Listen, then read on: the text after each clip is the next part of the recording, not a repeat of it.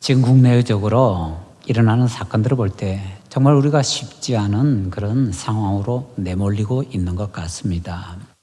이런 중요한 때에 광풍을 만난 바울사도가 구조받는 모습을 잘 살펴보고 우리가 받아야 되는 귀한 교훈을 제대로 받기를 간절히 원합니다. 배를 타고 로마로 호송되던 바울사도는 큰 풍랑을 만나게 되었죠. 바울사도는 반대했지만 선장선을 비롯해서 모든 그런 배 관계자들이 주장을 해서 항해를 시도했지만 광풍을 만나게 되었던 것입니다. 모두 다 자기가 옳다고 득이 양양했습니다. 그러나 선원들이나 승객이나 너나 할 것 없이 광풍 때문에 살 소망이 끊어졌습니다. 모두 다 절망하고 있던 바로 그때 바울사도가 일어나서 사람들 가운데 서서 말하기 시작했죠. 바울사도는 그 전날 밤에 하나님께서 천사를 보내셔서 자기에게 말씀을 주셨다라고 전합니다. 그는 이번에 아무도 생명의 손상을 입지 않고 오직 배만 타격과 손상을 입을 것이라고 전합니다. 앞의 10절에서 바울사도는 자기의 오랜 경험을 통해서 어떻게 될 것인가 예측을 하나 했었습니다. 이번 항해가 화물만 아니라 배만 아니라 사람들의 생명에도 타격과 많은 손해를 끼칠 것이다 라고 예견을 했지요. 지금 많은 화물을 버렸습니다. 그리고 배가 괜찮은 듯 보이지만 곧 타격을 받아서 침몰할 것 같습니다. 그런데 바울사도가 예측했던 것 가운데 한 가지가 바뀐 것이 있다고 합니다. 그건 바로 그 배에 탄 사람들 중 어느 누구도 생명의 손상을 입지 않고 다 구조를 받을 것이다 하는 것이었습니다. 하나님께서 천사를 통해서 그런 말씀을 주시는 것은 반드시 아무도 죽지 않게 해주겠다라고 보증해 주시는 것과 다름이 없었습니다. 이것은 꼭 일어날 수밖에 없고 경험적으로 일어나야 되는데 그 모든 것을 거슬러서 하나님께서 특별하게 주시는 은총입니다. 이런 것을 우리는 기적이라고 합니다. 또는 이적이라고 합니다. 하나님께서 어떻게 해서 이런 놀라운 은혜를 베풀어 주시게 되었는지 바울사도가 하는 말을 직접 우리가 한번 들어보십시다. 우리 본문 앞에 23절부터 26절까지 말씀, 사도행전 27장 23절부터 26절까지 말씀 우리 함께 합독하시겠습니다. 내가 속한 바 곧 내가 섬기는 하나님의 사자가 어젯밤에 내 곁에 서서 말하되 바울아 두려워하지 말라. 내가 가이사 앞에 서야 하겠고 또 하나님께서 너와 함께 항해하는 자를 다 내게 주셨다 하였으니 그러므로 여러분이여 안심하라. 나는 내게 말씀하신 그대로 되리라고 하나님을 믿노라. 그런즉 우리가 반드시 한 섬에 걸리리라 하더라. 아멘. 왜 이런 은총을 주셨는가? 바울사도에게는 사명이 있었기 때문입니다. 그 사명을 이룰 수 있도록 하기 위해서 바울이 살아야 되어서 바울 살리는 길에 그와 함께 배를 탄 모든 사람들을 다 같이 하나님께서 살려주시겠다 하는 것입니다. 바울 사도가 사명을 수행하는데 바울과 함께 있는 사람들이 덩달아서 은혜를 받도록 만들어 주신다 하는 것입니다. 어떻게 보면 하나님께서 바울 사도에게 선물로 주는 것과 같다라고 얘기를 할 수가 있을 것입니다. 그리스도인은 바로 이런 사람들입니다. 세상이 깨어지고 죽어갈 때에 사명을 감당하고 있는 그리스도인 때문에 하나님께서 그 그리스도인과 함께 있는 사람들에게 놀라운 은혜를 베풀어 주십니다. 이런 것이 바로 정상적인 그리스도인입니다. 정상적인 그리스도인은요, 세상 덕 보면서 살려고 하는 사람은 아닙니다. 정상적인 그리스도인은요, 세상에 덕을 끼치면서 사는 사람들입니다. 세상을 살만하게 만들기 위해서 하나님께서 바울처럼 사명을 감당하기 위해서 목숨까지 거는 사람, 그 사람을 통해서 놀라운 은혜를 베풀어 주시는 것입니다. 그들이 뭐 이름을 잘 몰랐지만은요, 나중에는 멜리데라고 알게 되는 한 섬에 가까이 갔습니다. 그때에 세월호 사건 때처럼 선원들이 배와 승객들을 버리고 도망하려고 했습니다. 바울서는 그것을 간파합니다. 그것은요, 그의 노련한 경험에서 나왔던 것입니다. 사람들을 구원하시려는 하나님의 뜻이 이루어지기 위해서는 그 선원들이 이 배에 함께 있어야 됩니다. 바다를 알고 배를 알고 풍랑을 아는 사람들이 그래도 뭔가 앞장서서 인도를 해줘야 됩니다. 그러기 위해서 이 선원들이 도망가면 안 되지요. 바울 사도는 유심히 살펴보고 아하, 이들이 도망을 하려는구나 라는 것을 깨달았을 때에 백부장과 군인들의 얘기를 합니다. 그래서 선원들이 도망가지 못하게 차단을 시켜버리는 거지요.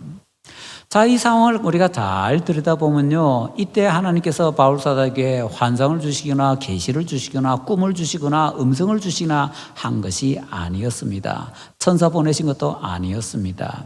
바울 사도는 자기의 경험에서 우러나온 것을 가지고서 상황을 잘 살펴보다가 선원들이 도망하려고 하는 것을 잘 잡아내게 되었던 것이지요. 어떤 그리스도인들은요, 위기를 만날 때마다 감나무 아래 가서는요, 감 있는 곳 바로 밑에 가서 하고 입을 벌립니다. 자기 입속으로 감이 떨어지기를 기다리는 것이지요. 잘못된 겁니다.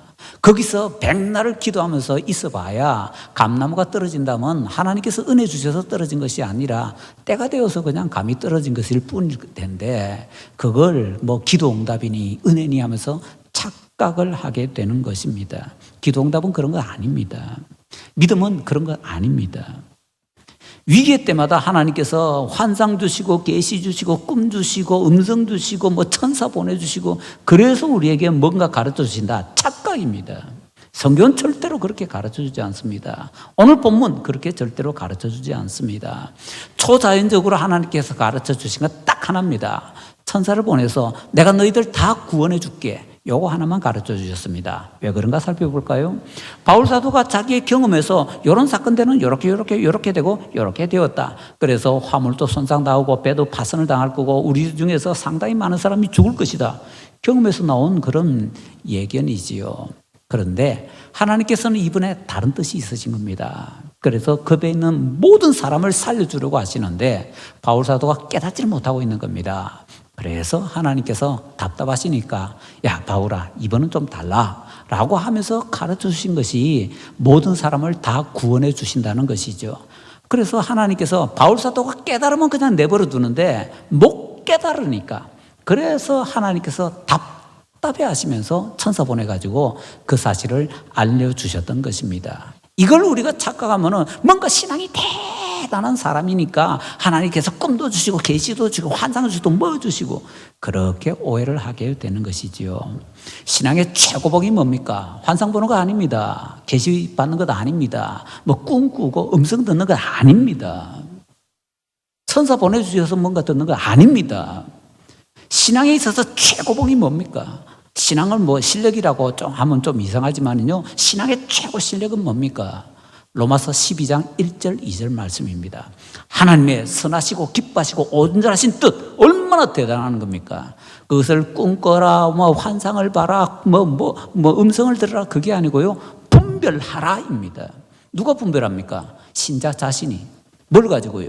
자기가 가지고 있는 성경 지식, 경험 그리고 자기가 살아오면서 하였던 닦았던 모든 것을 총동원해서 살펴보고 분별하여서 이게 하나님께서 나를 향해서 가지고 계신 뜻이구나. 분별해서 발견해야 되는 것입니다. 그런데 우리는 자꾸 수동적이 되려고 하지요. 수동적으로 돼야 된다. 하나님께서 다 하시고 하나님께서 주권적으로 그러면서 자기는 아무것도 안 하려고 하는 것 절대로 좋은 신앙 아닙니다. 진짜 신앙은요, 하나님께서 명령하시는 것처럼 분별해 나가야 되는 겁니다. 분별해 나가면서 이게 하나님의 뜻이었구나, 이게 하나님의 뜻이구나, 그렇게 분별해서 깨달아 앉는 것, 그게 하나님께서 우리에게 명령하시는 가장 귀중한 신앙의 생활인데 우리는 자꾸 반대로 가려는 겁니다. 나는 아무것도 안 하고 가만히 발짝만 끼고서 감나무 밑에서 하고 입만 벌리고 있고 그러면 하나님께서 뭐든지 다 해주고 하나님께서 뭐든지 다 해주실 줄 믿습니다 하고 말하는 그게 신앙 대단한 것처럼 자꾸 착각하면서 산다는 것입니다. 진짜 좋은 신앙은요, 그거 아닙니다. 하나님께서 주시는 모든 것을 동원해서 분별하여 하나님의 은혜에 동참하는 것. 그래서 하나님께서 내가 이거 위해서 너한테 이런 은혜 줬다. 네가 이것 때문에 어떻게 됐니? 이거 찾아낸다고 분별한다고 너 믿음 커졌지. 바로 이 믿음 커지게 만들기 위해서 내가 이런 과정을 거치게 한 거야. 이렇게 말씀하시는 겁니다. 감나무 밑에 하고 입 벌리고 있을 때 믿음 커집니까? 안 커집니다. 자, 그러므로 우리는 세상 살면서 우리가 겪는 모든 것 절대로 함부로 하면 안 됩니다. 헛되이 여겨서는 안 되고요. 그 모든 것을 최대한 활용해야 됩니다. 왜? 하나님께서 그 모든 것을 내 삶에서 내게 주시고자 하는 하나님의 뜻을 알 수 있는, 깨달을 수 있는 도구로 사용하려고 허락해 주신 것이기 때문입니다. 자, 이제 광풍을 만난 지 14일이 되었습니다. 사람들이 다 이제 포기를 하고 있습니다. 그때 바울 사도는요, 그들에게 음식을 먹으라고 권합니다. 광풍을 만나게 되면요, 일반 승객들만 멀미하는 것이 아니라 선원들도 멀미를 하게 됩니다. 멀미하니까 먹을 수가 없지요. 더군다나 이제 그들은 살 것 같지 않습니다. 다 살만한 소망을 포기해버립니다. 살 것 같지 않은 사람 제일 먼저 하는 일 중에 하나가 뭡니까? 입맛이 뚝 떨어집니다. 음식을 먹을 수가 없습니다. 그런데 바울 사도가 음식을 먹으라고 강권합니다. 왜요? 헤엄쳐서 육지로 나가야 되니까. 주여 힘을 주시옵소서. 기도해서 그때 뭐 힘을 받아가지고 육지까지 헤엄쳐 나간다? 아닙니다. 하나님께서 우리에게 몸을 주실 때 우리의 몸은요, 음식 먹어서 힘내어서 그래서 우리 일을 할 수 있도록 만들어 놓으셨기 때문에 음식 먹어야 되는 겁니다. 그래서 바울 사도는요, 이때에 음식 먹으라고 강권합니다. 그래서 그들이 바울 사도가 축도하고 그들에게 음식을 나눠주고 이럴 때 처음에는 안 먹으려고 했지만 먹을 수도 없지만은 바울 사도가 당당하게 그리고 위험 있게 그렇게 말하고 행동하는 것을 볼 때 이번엔 우리가 꼭 먹어야 되는구나 깨닫게 됩니다. 그리고 상황이 먹을 수 없는 상황 같은데도 그들이 처음에는 억지로 먹으려고 했겠지요. 먹습니다. 먹어서 힘을 냅니다. 그랬기 때문에 그들이 헤엄쳐서 무트로 나갈 수가 있게 되었던 것이지요. 여기서 비로소 그 배를 탔던 사람들의 숫자가 276명이라고 소개가 되고 있습니다. 몇 명이 탔었는지 누가는 처음에 몰랐습니다. 자기가 뭐고 관리하는 사람은 아니니까요. 그런데 사람들에게 질서정연하게 이제 음식을 나눠주려고 하다 보니까 음식 나눠줄 때 누가 앞장서겠습니까? 누가나 아리스다고 뭐 이런 사람들이 앞장설 것 아닙니까? 그래서 음식 나눠주면서 숫자 세보다 보니까 세상에 276명이나 타고 있는 겁니다. 우리는 뭐 1000명도 안 되는데 뭐 이런 느낌을 가지겠지만은요, 옛날에 돛을 달고서 배가 출항하던 그 시대에 276명이면요, 이 배 무지무지하게 큰 겁니다. 그 당시에도요, 웬만한 배들은 100명 이상 타기가 쉽지가 않습니다. 굉장히 큰 배입니다. 엄청나게 많은 사람이 타고 있습니다. 그런데 놀라운 것은 그들 중 단 한 사람도 머리카락 상하지 않고 다 구원받게 하나님께서 만들어 주신다는 것입니다. 지금 우리 주변은 어떻습니까? 사람들이 광풍을 만났습니다. 우리 길거리만 지나가도요, 문 닫은 가게가 참 많습니다.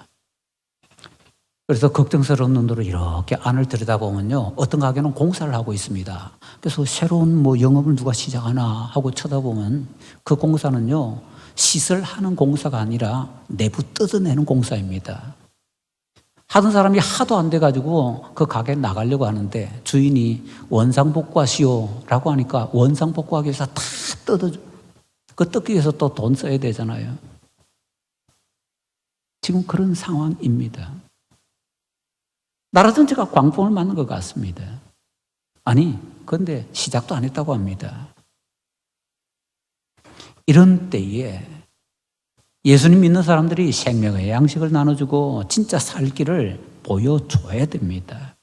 바울 사도가 은혜를 베풀어서 그들로 하여금 살 길을 보여주고 살게 만들어주는 것처럼 예수님 믿는 사람들이 정말 소망 없는 이 시대에 사람들이 소망 가지도록 하는데 좀 쓰임 받아야 된다라는 것입니다. 이제 배가 해안에 가까이 간다 싶을 때 배를 더 가볍게 하기 위해서 배에 있는 모든 물품까지 다 버립니다. 그리고는 해안에 더 가까이 가는데 자기들이 그게 바닷속까지 잘 모르지요. 처음 가는 데니까. 그런데 두 물이 만나는 곳에서 자기들 생각하지도 못하게 밑에 모래사장 같은 것이 잔뜩 있었던 모양입니다. 그래서 배가 크니까 그 큰 배 앞부분이 모래사장에 박히게 되었던 것이지요. 배의 앞부분이 모래사장에 콱 박혀버리니까 배는 움직이지 못합니다. 그런데 뒤에서는 계속해서 광풍이 몰아칩니다. 어떻게 되겠습니까? 뒤에서 몰아치는 그 광풍이, 그 풍랑이 배를 때리니 배가 쪼개지기 시작하는 겁니다. 배가 부서집니다. 이때 이제 끝이구나 라고 생각되어서 로마 군인들이 죄수들을 죽이자고 백부장에게 건의합니다. 그들이 잔인하고 굉장히 사람들이 이상하기 때문에 죽이자는 것도 아닙니다.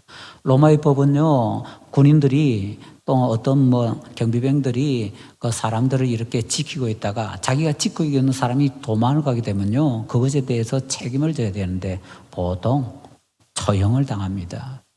이 죄수들 내버려뒀다가 만약에 도망을 하게 되면요, 자기들이 처형당하게 됩니다. 그러니까 자기가 처형당하지 않는 방법은요, 이 죄수들을 처형시켜버리고 상황이 이래서 우리가 법에 따라 처형했습니다. 그럼 끝나는 겁니다.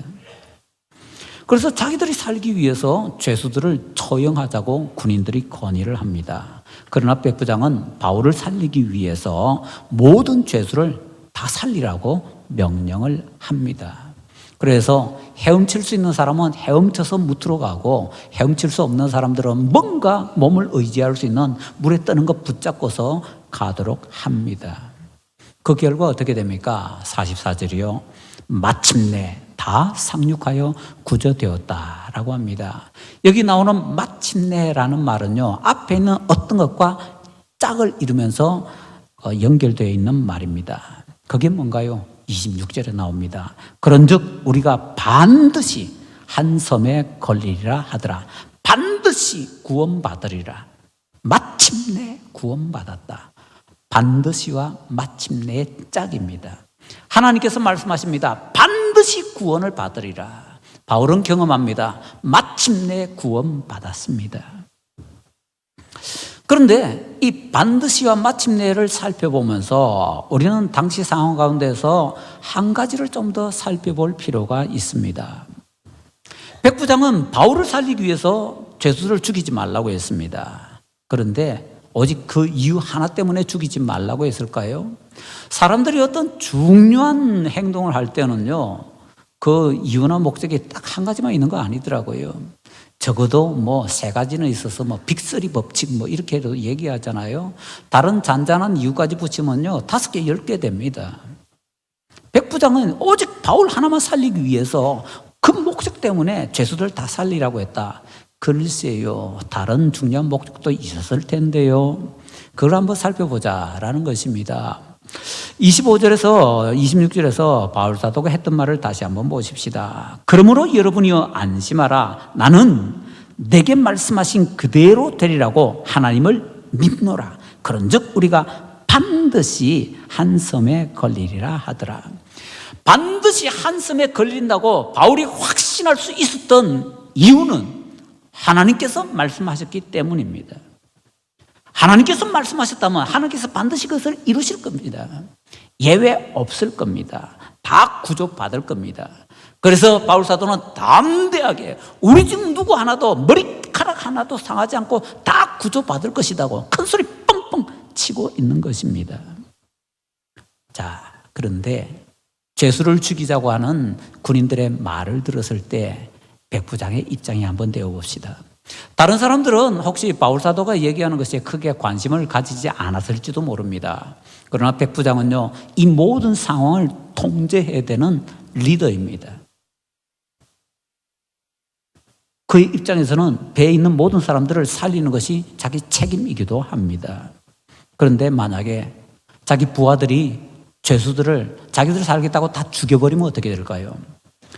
다 살 것이다 라는 하나님의 말씀을 자기들 스스로 거스르게 됩니다.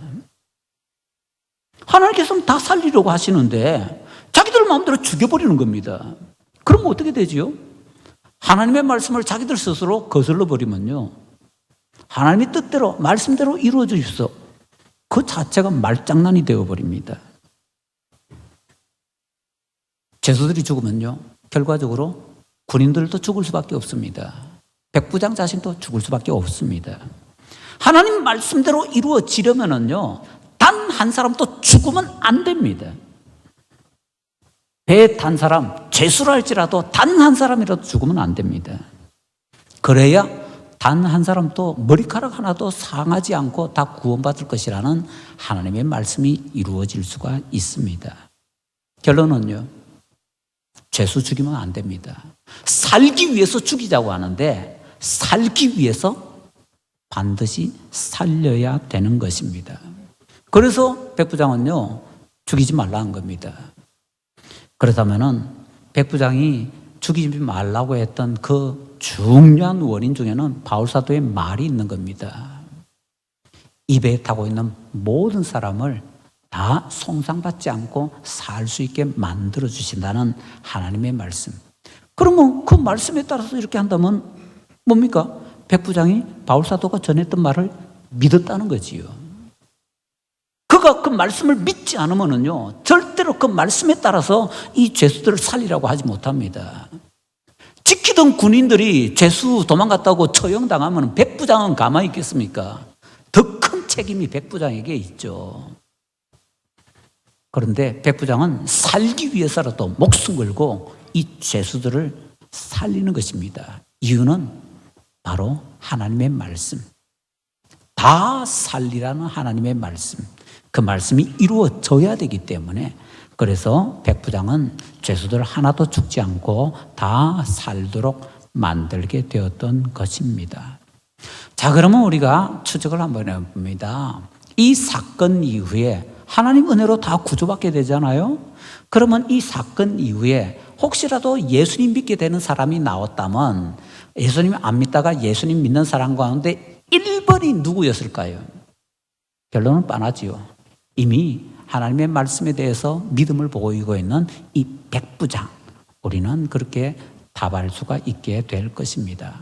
그럼 백부장이 믿었느냐?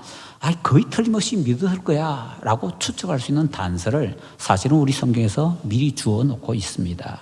1절에서 소개할 때 백부장의 이름이 율리오였다라고 우리에게 소개를 해주고 있습니다. 자, 우리 성도 여러분 보세요. 이 사건 전체의 전개에 있어서 백부장의 이름이 율리오였다는 것 우리가 알 필요 있습니까? 우리가 모르면 뭐 잘못됩니까? 백부장 이름은요, 이 사건과 아무 관계가 없습니다. 성경의 중요한 사건들에서 백부장 이름을 안 가르쳐 주는 때가 많습니다. 그런데도 굳이 이 백부장의 이름이 율리오였다고 가르쳐 주는 건 뭡니까? 안다는 거죠. 사도행전을 보는 사람들 중에 어떤 사람들이 그 백부장 율리오를 안다는 것이지요. 결국에는요, 율리오는 이 사건을 계기로 예수님을 믿게 되었고, 믿고 나서도 적당히 사는 것이 아니라 그래도 상당한 사람이 율리오 그 사람 있잖아, 그때 그것 때문에 구원받고 그 다음에 열심히 신앙생활을 했지 라고 얘기할 수 있을 정도로 상당히 많이 알려져 있는 사람이다라는 것이지요. 그냥 제 추적이 아니라 특히 복음서나 이런 데서 수많은 사건들에서 다른 복음서에는 이름이 없는데 왜 이 복음서에는 이런 이름이 올라와 있는가 하면은 이 복음서를 받는 교회에서 이 사람과 관계가 있기 때문에, 그래서 당신들 이 사람 알죠? 그 사람이 이 사건 때 이렇게 있었어요 라고 소개해 주는 거라고 그렇게 얘기를 합니다. 그렇기 때문에 백부장 율리오는 거의 틀림없이 이 사건을 통해서 예수님을 믿었다라고 우리가 정리를 할 수가 있는 것입니다. 자, 이 사건을 통해서 바울 사도는 비유적으로 볼 때 죽었다가 살아났다고 얘기할 수 있습니다. 그래서 수많은 신약 성경학자들은요, 바울 사도는 여기서 죽음과 부활을 비유적으로 경험했다라고 그냥 공식적으로 얘기를 합니다. 죽음과 부활을 경험했다. 여기 누가 같이 보이는 겁니까? 예수님이 같이 보이는 거지요. 죽었다 살아나신 예수님이 이 사건에서 같이 이래 보이면서 예수님 믿는 사람들은 예수님을 본받게 되는데 바울 사도는 예수님의 그 죽음과 부활에 대해서도 이렇게 본받아서 이런 삶을 살았구나라는 것을 우리에게 보여준다라는 것이지요. 자, 그런데 성경을 좀 아는 사람들은 여기에 예수님 외에 또 다른 누군가 같이 또 겹쳐 보입니다. 혹시 기억나세요? 누가 같이 안 보이시나요? 요나 선지자. 요나 선지자의 사건과 바울 사도의 이 사건은 너무나 비슷한 면이 많습니다. 다른 점도 제법 있지만은요. 두 사건 다 지중해에서 일어납니다. 바울 사도나 요나 선지자나 다 배 타고 서쪽으로 가려고 하고 있습니다. 둘 다 배 타고 가다가 바다에서 큰 풍랑을 만납니다. 두 사건 다에서 하나님께서 풍랑과 파도를 주관하고 계십니다. 바울과 요나 둘 다 하나님께 사명을 받았습니다. 그러나 요나는 하나님의 말씀을 거스르기 위해서 배를 탔고 바울은 순종하기 위해서 배를 탔습니다. 불순종하던 요나는 가다가 풍랑을 만났지만 순종하던 바울도 가다가 풍랑을 만납니다. 그런데 그걸 조금 더 들여다보면요, 요나라는 사람이 배를 탔기 때문에 그 배가 풍랑을 만납니다. 그러나 바울이라는 사람이 그 배를 탔기 때문에 풍랑만한 그 배의 사람들이 모두 다 구원을 받게 됩니다. 가만히 따져보면요, 요나는 저주의 통로로 쓰임받고 있고요, 바울은 축복의 통로로 쓰임받고 있습니다. 우리 믿는 사람들은 세상에서 갈림길로 살게 됩니다. 나를 만난 사람은 반드시 내가 갈림길이기 때문에 축복의 길로 가든지 저주의 길로 가든지 둘 중에 하나로 가게 되어 있습니다. 내가 축복의 통로가 되고 싶다면요, 요나 같은 사람이 아니라 바울 같은 사람이 되고 싶다면 우리는요 그냥 일반적으로 사는 것처럼 살면 안 됩니다. 그러기 위해서는 우리가 다른 사람들이 보는 것처럼 똑같이 보지 말고 다른 관점을 가지고 다르게 좀 볼 수가 있어야 됩니다. 다른 사람들이 대강 보면서 대강 이럴 거야 라고 생각한다고 해서 대강 이렇게 살 것이 아니라, 다른 사람들은 그렇게 본다 할지라도 다른 사람들이 보지 못한 것을 통해서 그게 아니고 이건데 라고 얘기를 하면서 바른 길을 바울 사도처럼 좀 보여주고, 그래서 구원받을 수 있는 다른 길을 좀 제시할 수가 있어야 된다라는 것입니다. 요즘 전쟁에 대해서, 경제 위기에 대해서 정말 말들이 많습니다. 지금 우리는 어디에 서 있습니까? 하나 예를 들어 봅시다. 어제 제가 인터넷 검색을 여러 가지를 많이 했습니다. 러시아 우크라이나 전쟁이 다시 새롭게 조명이 되고 있습니다. 8월 초에 우크라이나가 러시아 본토를 침략해서 들어갔지요. 전 세계가 깜짝 놀랐습니다. 그것도 마치 무주공산인 것처럼 파죽지처럼만 몰고 들어갔습니다. 그래서 러시아가 허를 찔러서 어떻게 할지 모르고 갈팡질팡하면서 뭐가 어떻게 되고 그래서 러시아가 위기를 만났다, 푸틴이 위기를 만났다, 언론 방송에서 대대적으로 그렇게 얘기를 했었지요. 그래서 전 세계가 그러려고 살짝 기대하면서 예측을 하였습니다. 그런데 전 세계적으로 공신력을 인정받고 있는 영국의 최고 경제신문 파이낸셜 타임즈에서 8월 말에 러시아가 우크라이나 동부전선에서 크게 진군한 상황이라고 보도했습니다. 미국의 중요한 군사 전문가들이 이것을 통해서 러시아가 공격하고 있는 우크라이나의 동부전선 전체가 무너질 수 있다, 위기를 만날 수 있다라고 지금 얘기를 하고 있습니다. 우크라이나가 자기들 동부전선이 무너지면 나머지 우크라이나 영토 무너지는 건 순간이거든요.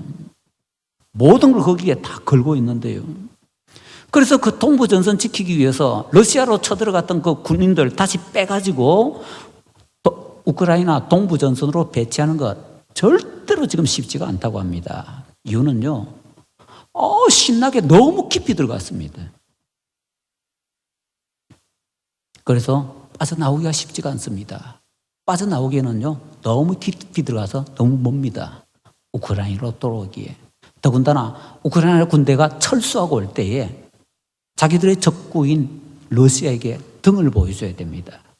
그때 러시아는 찬스다 그러고는 등 뒤에서 공격을 쏟아부을 것이기 때문에 군사 전문가들은 매우 위험한 철군 작전이 될 것이라고 얘기를 합니다. 그래도 우찌우찌해서 빠져나왔다 합시다. 겨우 러시아에서 빠져나와가지고 우크라이나 본토에 도착했습니다.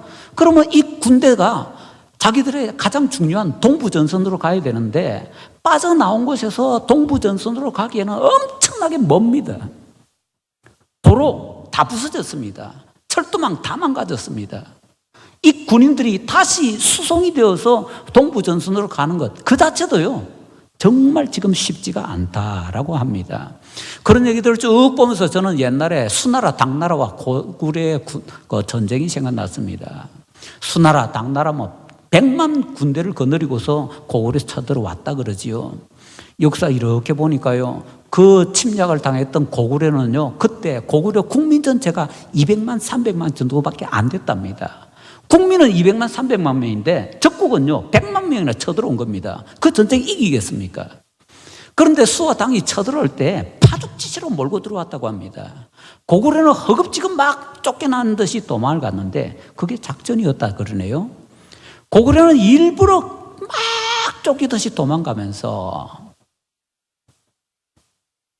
자기의 땅을 내주는 것처럼 보였는데 어느 정도 깊이 들어오고 나서는 고구려에서 수나라 당나라 테러를 차단합니다. 보급로를 차단합니다. 그랬더니 수나라 당나라가 보급로가 차단이 되면서 공경에 처하게 됩니다. 결국에는 그들이 대패하고 쫓겨나게 됩니다. 우크라이나 군대가 러시아로 깊이 들어가면서 딱 고상하고 거의 맞아떨어지는 그런 모습이 지금 보이고 있는 것입니다. 들어갈 수도 없고 나올 수도 없고 조금 있다가 지금 동부전선이 왜 중요한가 하면요, 러시아가 많이 진군을 했는데 우크라이나 동부전선의 모든 보급로를 연결하는 가장 중요한 두 도시가 지금 함락 직전이라고 합니다. 10km도 안 되는 곳까지 지금 러시아 군대가 전진을 했다고 합니다. 그래서 지금 우크라이나 안에서도 이걸 알게 된 군인, 국회의원, 군 분석가들이 다양한 측면에서 대통령 제렌스키가 너무 잘못했다고 비판을 하고 난리가 났습니다. 동부전선 방어에 꼭 필요한 정예 군대를 빼가지고 러시아 본토로 전쟁하라고 보내버렸으니까 이런 잘못된 결과가 생겼다는 겁니다. 이제 동부전선 무너지면은 우크라이나는 정말 위험하게 됐다고 걱정하고 난리입니다. 한 달 전하고 얼마나 상황이 다릅니까? 전 세계 사람들이 이제 우크라이나 전쟁이 방향이 바뀌나 보다 그렇게 생각을 했는데 착각이었습니다. 어떻게 될지 모르겠습니다. 이런 것은요, 우리가 단순하게 우리 앞에 일어나는 어떤 한 면만 보고서 희낙낙하면서 이럴 거야 저럴 거야 판단하는 것이 얼마나 위험한가 하는 것을 잘 보여주고 있습니다. 지난 8월 27일에 우리나라 한국은행 총재가 중요한 것을 자기 어떤 발표문 얘기할 때 슬쩍 끼워서 발표를 했습니다. 인터넷 검색을 하는데 재밌는 것은 계속 그런 것이 검색이 잘 되더니만은 어제 저녁부터는 검색이 잘 안 돼요. 기사들이 인터넷에서 많이 없어진 것 같습니다. 자, 한국은행 총재가 뭐라고 발표를 했습니까?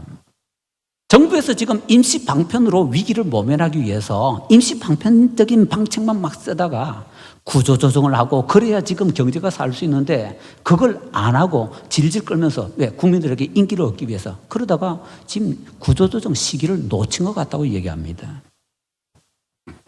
그리고 이대로 가면은 가계부채가 잘못될 가능성이 너무 큰데 그러면 우리나라에 금융위기가 오게 된다고 합니다. 만약에 가계부채 터져서 금융위기에 오게 되면요, 옛날에 IMF 그거는 세 발의 피입니다. 우리나라 경제가 그때보다 엄청나게 커져 있기 때문입니다. 어떤 경제 전문가들은 한국은행 총재의 그 발표문을 듣고는요, 이렇게 얘기합니다. 그동안의 우리나라의 경험을 볼 때에 중요한 어떤 사건들이 터지기 전에 꼭 정부의 각 부처에서 난 아냐 하면서 발뺌하는 사건들이 막 벌어지는데 지금 그게 벌어지고 있다는 겁니다. 한국은행 총재가 지금 뭔가 우리나라에 대단한 경제 위기가 자초하게 되면 우리는 다 얘기했잖아. 우리 미리 다 경고했다고. 우리 책임 아니라니까. 그러기 위해서 지금 명분 쌓기 위해서 이거 발표한 거 아니냐. 지금 그렇게 얘기들을 하고 있습니다. 만약에 한국은행 총재의 우려가 맞다면은 상상하지도 못할 어마어마한 경제 폭풍이, 광풍이 우리에게 몰아칠 수가 있을 것 같습니다. 우리는 잘 모르지만 이런 때 우리가 정신 차려야 됩니다. 근데 뭘 어떻게 정신 차려요? 우리가 할 수 있는 게 아무것도 없는데. 그래서 우리가 할 수 있는 최선의 것을 한번 찾아보자는 겁니다. 가장 중요하게는요, 우리 성도 여러분 좀 아끼시기 바랍니다. 안 써도 될 것은 쓰지 마세요. 지금 최대한 아끼시고 최대한 저축하고 비축하시기 바랍니다.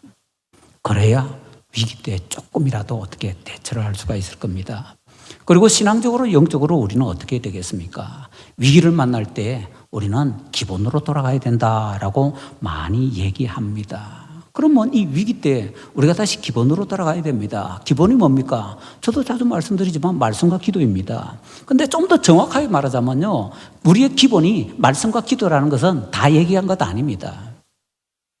그건 구약적인 의미에서 그 정도 얘기하면 됩니다. 신약으로 오면 상황이 달라집니다. 왜요? 모든 믿는 사람들을 뭐라고 합니까? 증인이라고 합니다. 증인은 뭡니까? 전파하는 사람입니다. 증언하는 사람입니다. 구약시대는 안 그랬는데요, 신약시대는 모든 신자가 증인이기 때문에 신자들의 기본에 반드시 포함되어야 되는 중요한 것이 하나 더 들어가는데 그게 뭐냐? 전도입니다. 말씀과 기도만 아니라 전도, 그 외에도 조금 더 있을 텐데 그건 놔두고요. 일단 가장 우리가 잘 아는 것을 통해서 얘기할 때 말씀과 기도와 전도가 신자의 기본입니다. 그 기본으로 돌아가야 된다라는 것이지요. 위기 때 그리스도인들은 갈림길을 만드는 존재로서 서 있습니다. 풍랑 속에서 축복으로 가느냐 저주로 가느냐, 바울이라는 사람을 통해서 모든 것이 결정되는 것처럼 우리에게도, 우리 주변에도 바로 우리가 갈림길이 된다라는 것이지요. 그런데 요나같이 불순종하는 사람은 저주의 갈림길이 될 겁니다. 바울같이 순종하는 사람은 축복의 갈림길이 됩니다. 우리 성도들은 어떤 갈림길이 되기를 원하십니까? 바울처럼, 누가처럼, 아리스다고처럼 축복의 통로가 되려면요, 기본으로 다시 돌아가셔야 됩니다. 기본으로 돌아간다는 것은 최소한의 해야 되는 사명을 감당한다라는 것입니다. 그래서 이번 가을에 더더군다나 우리가 좀 신경을 많이 써야 되겠습니다. 2024년 우리가 한 사람이 한 사람을 구원하는 구급대원이 되자, 전도대원이 되자라고 했는데 정말 중요하게 실천을 해야 되겠습니다. 그러기 위해서 우리가 혼자는 힘드니까 함께 합시다 하고 전도 집회를 하고자 하는데요, 성도님들 그냥 지나가지 마시고요, 정말 이 시대에 중요한 돌파구 마련을 위해서 기본기에 최선을 다한다라고 작정하시고 참여해 주시기를 부탁드립니다.